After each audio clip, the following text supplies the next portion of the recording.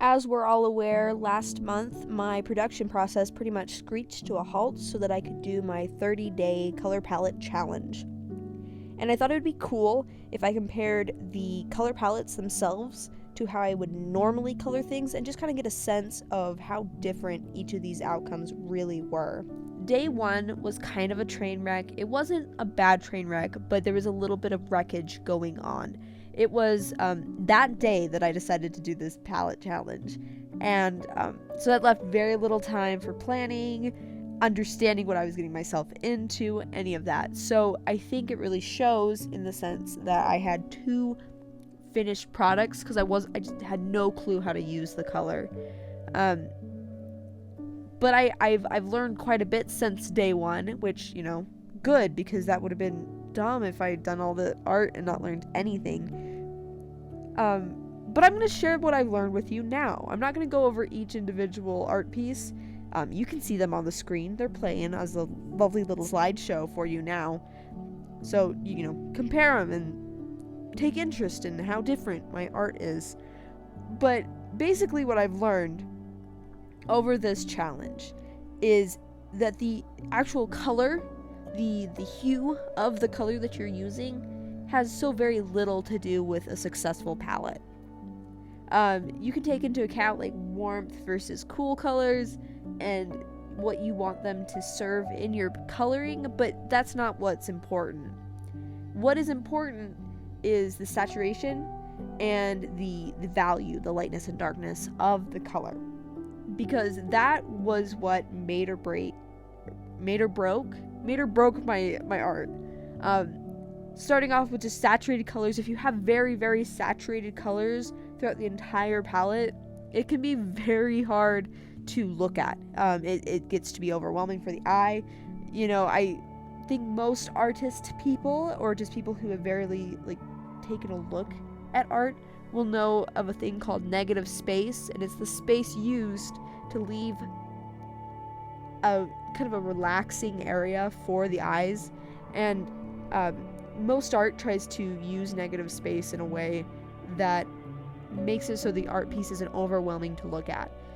Not everyone. Sometimes you want an overwhelming piece, but sometimes you don't. And so negative space is an important thing to think of. And color very often is that negative space. So if you have nothing but saturated colors, there's really no negative space. So high saturation is high energy.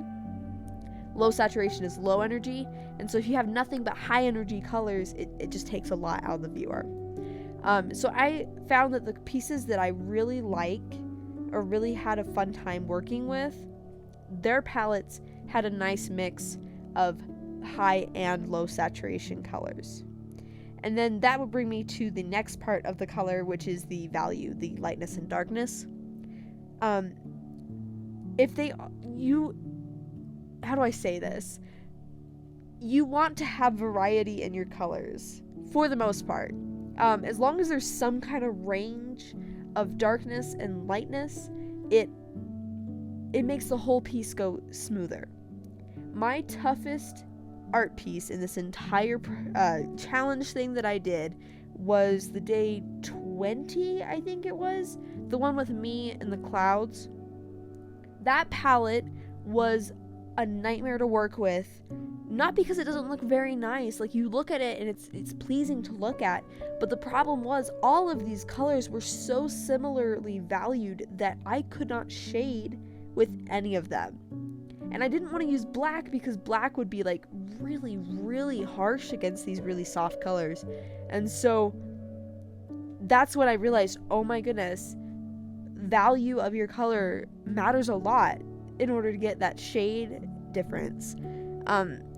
And just a little bit of variety. And so some pieces you want a very high range of whitest whites to darkest darks. Some pieces you don't need that much shadow, and so you can have a little bit more of a mid-tone range of a little bit of a darkness to a little bit of a lightness, you know what I mean? Just a middle range of tones. But there needs to be some variation, because if they're all the same color, it makes it look flat. And when I say color, I mean lightness, dark, the value.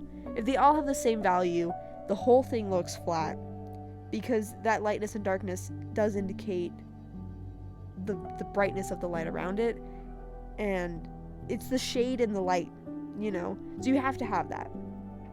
I think I've rambled on a little bit, but basically, just my little sum up, saturation is important. You want a variety of saturation, because too much high energy color is hard to look at.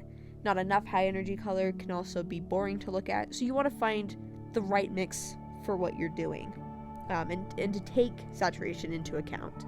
And then also the value of colors. You want a little bit of light, a little bit of dark. Sometimes you want a lot of light, a lot of dark, but you need to have a little bit of variation between the colors so that you can indicate depth and shade.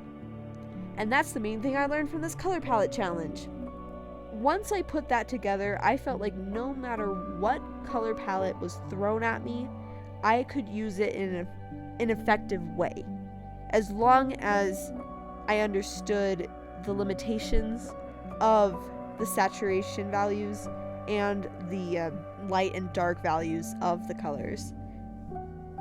And I just thought that was interesting, because that was not the lesson that I expected to learn from this project. I expected to learn that, oh, reds really go well with oranges, like, you know what I mean?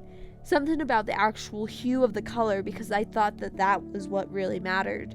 But turns out that for the most part, all colors and their hues will essentially work together, because, I mean, think about life. You're always seeing a variety of different hues in your world. And, you know, I'm seeing reds with greens, greens with yellows, blues, and, you know, all over the place. So technically any hue will work with any other hue and look fine. But the key is how bright and how dark and then how saturated is that hue, because that's what makes colors hard to work with versus like nice to look at. And so I feel like I've unlocked a little bit of a color secret, you know, because now there's a new way for me to look at color to further whatever artistic message I want my color to have. Anyway, I got very excited about it when I realized that's what I had learned. And I wanted to share it. So hopefully I didn't ramble too much. But I want everyone to know what I've learned, because I'm very excited about it. I'm very excited to use it in the future with the colors that I normally use. Like, obviously I'm not using neon pinks all the time, right? But I'm using some more neutral tones, but these principles still apply. Anyway, I feel like you're gonna see a little bit better art from me just because I now understand a little bit more about color. Hope you enjoyed this video. Hope that you were watching my lovely little slideshow of various art and thought like, wow, that's really cool how different everything is. But other than that, I guess that's all I have for you today, so I will see you next time. Have a nice week. Be sure to like, comment, and subscribe to make sure that you're not missing any of the crazy things we get up to. And hit that bell so that you're double sure you don't miss anything.